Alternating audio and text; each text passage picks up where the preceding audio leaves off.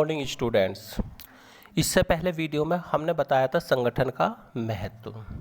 आज का जो नया टॉपिक है वो है संगठन ढांचा यानी ऑर्गेनाइजेशन स्ट्रक्चर। स्ट्रक्चर तो आपने देखा ही होगा बेटा।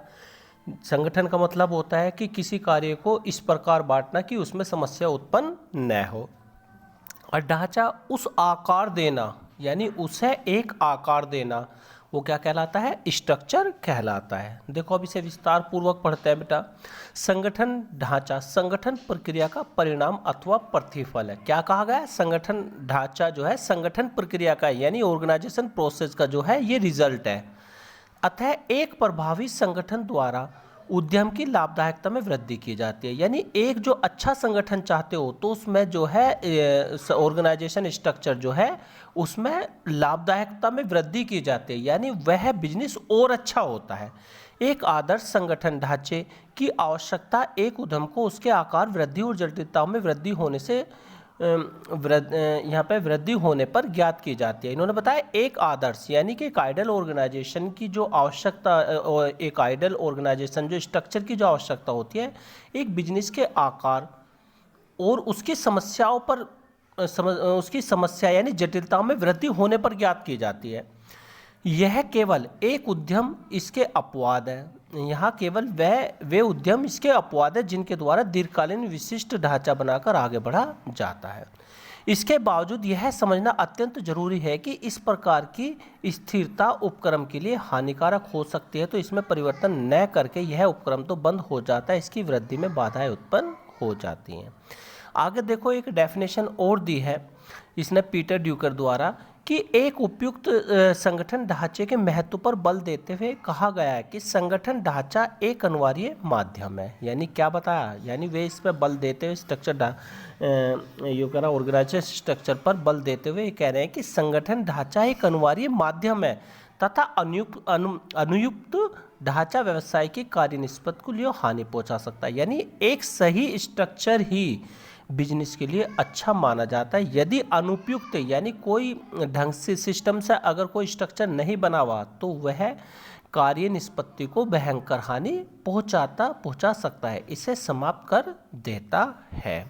यानी हम एक अगर शॉर्ट में अगर कहें तो क्या है? संगठन स्ट्रक्चर जो है संगठन स्ट्रक्चर जो है एक व्यवसाय को यानी उसके लक्ष्य को प्राप्त करने में वो सुविधा प्रदान करता है और उसमें जो है उसमें वृद्धि भी होती है। यदि सही स्ट्रक्चर है तो हमारा बिजनेस बहुत ऊंचाइयों तक जाएगा। यदि अगर उसका संगठन ढांचा सही नहीं है तो वो कहीं ना कहीं व्यवसाय को नुकसान भी पहुंचा सकता है।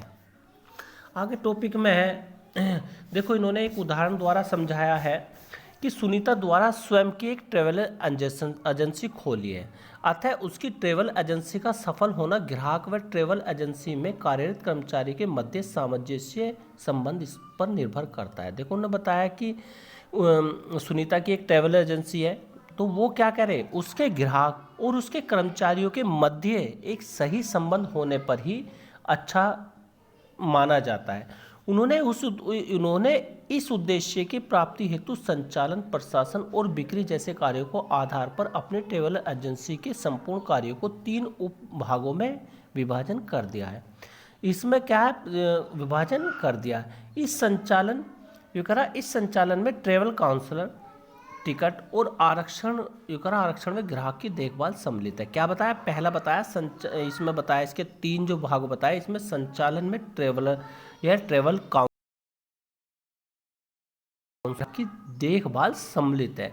बिक्री में लेखा कार्यकारी तथा प्रशासन में बुक कीपर, उपयोगिता कर्मी व कैशियर सम्मिलित है। कार्यों के आधार पर कार्यों को इस प्रकार विभाजित करने की परिणाम प्राधिकरण व जिम्मेदारी को रेखा उल्लेखित करने वाली संगठनात्मक संरचना हुई है। देखो इन्होंने बताया संगठन ढांचे के प्रकार। देखो इन्होंने बताया संगठन ढांचे के 2 प्रकार हैं। सबसे पहले बताया कार्यात्मक संगठन ढांचा। देखो इसे विस्तार पूर्वक पढ़ते हैं। कार्यात्मक ढांचे की संरचना संपूर्ण कार्य के बड़े बड़े कार्यात्मक विभागों में विभाजित करके की जाती है। यानी काय में, कार्यों में। समान प्रकृति सभी कार्यों को संगठन के एक भाग में रखकर समन्वय अध्यक्ष के नियंत्रण किया जाता है। यानी जो सभी कार्य एक समान के होते हैं उसे एक संगठन में रख दिया जाता है। आगे ये कह रहा भाग में रखकर समन्वय अध्यक्ष के नियंत्रण कर दिया जाता है। अतः सभी विभाग समन्वयकर्ता अध्यक्ष, समन्वय होता है कोऑर्डिनेटर जो होता है हमारा, जो सभी विभागों के बीच में समन्वय तालमेल स्थापित करता है। तो ये कह रहा अतः सभी समन्वयकर्ता अध्यक्ष या प्रधान को रिपोर्ट करते हैं। जितने भी समन्वय होते हैं यानी जितने भी कोऑर्डिनेटर होते हैं वे किसे है, वे अध्यक्ष या प्रधान को रिपोर्ट करते हैं। उदाहरण के लिए एक निर्माणक प्रतिष्ठान के अंतर्गत कार्य प्रमुख का कार्य का विभाजन क्रय उत्पादन विपणन क्रय उत्पादन विपणन लेखा व कर्मियों के रूप में होता है।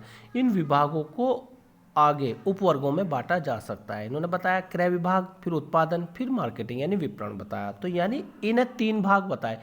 अब इन्हें अगर आप बांटना चाहते हो तो उपखंडों में बांट सकते हो। इस प्रकार कार्यात्मक संगठन एक संगठनात्मक प्रतिरूप है ये कह रहा जिसमें समूह समान होते हैं या जिनसे संबंधित कार्यों के साथ साथ किया जाता है।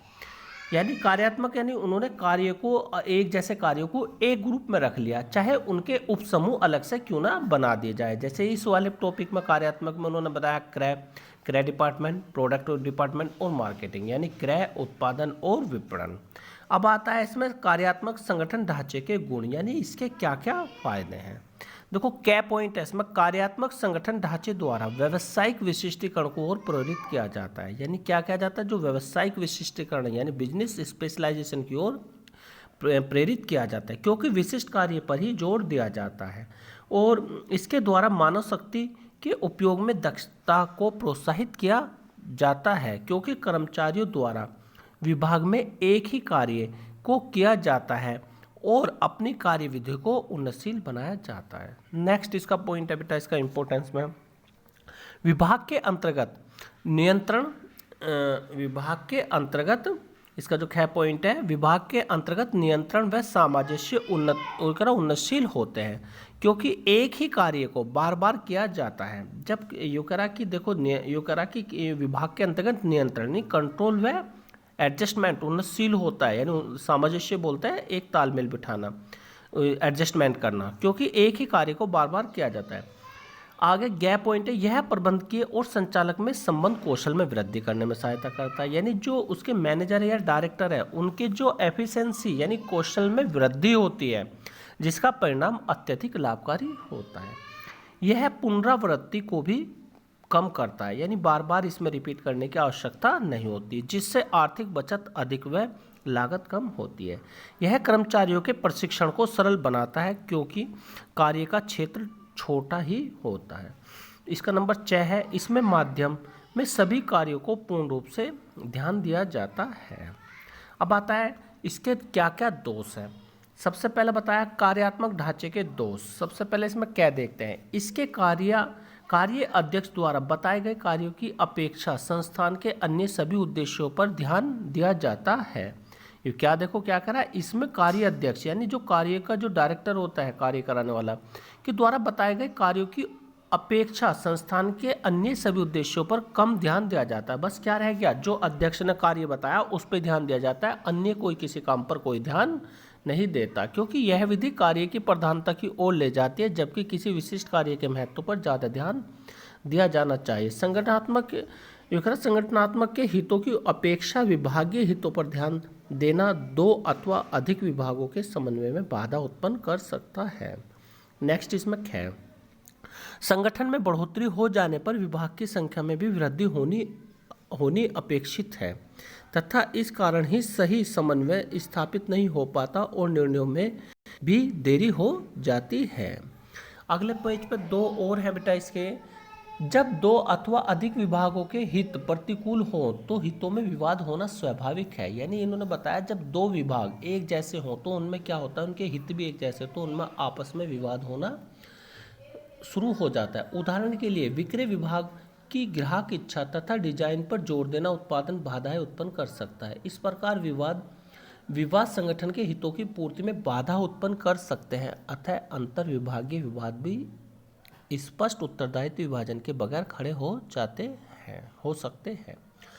इसका लास्ट टॉपिक है, इसमें इसके कारण अस्थिरता जैसी स्थिति उत्पन्न हो जाती है, अर्थात एक ही बुद्धिमत्ता व ज्ञान के आधार पर व्यक्तियों को संकुचित सापेक्ष महत्व पनप नहीं सकता। देखो कितना बढ़िया पॉइंट बताया इन्होंने, क्योंकि इसमें एक विभाग का एक समन्वय अध्यक्ष होता है, वह अपने या एक क्रिया विभाग का जो एक अध्यक्ष होता है वो अपने डिपार्टमेंट के सभी कर्मचारियों से काम कराता है, तो वे उसके अंडर में काम करते हैं। अन्य अध्यक्ष से उनका कोई लेन देन नहीं होता, ना ही वे उनकी बात पर कोई उनका विशेष बल होता है, जिसके कारण वे एक ही अपने सुपरवाइजर के यानी अपनी एक अध्यक्ष के अंदर में काम करने के कारण उनका ज्ञान जो संकुचित रह जाता है, जिसके कारण किसी अन्य विचारधारा को महत्व देने में कठिनाई उत्पन्न हो सकती है।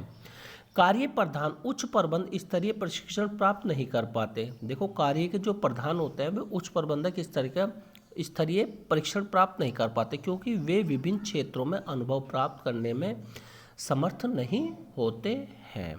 देखो बेटा, आज का जो है हमारा संगठन ढांचे का अर्थ हो गया, उसके प्रकार हो गए। प्रकार में हमने आज आपको सिर्फ कार्यात्मक संगठन ढांचे का ही बारे में उसका अर्थ बताया, उसके गुण बताए और उसके दोष बताए हैं।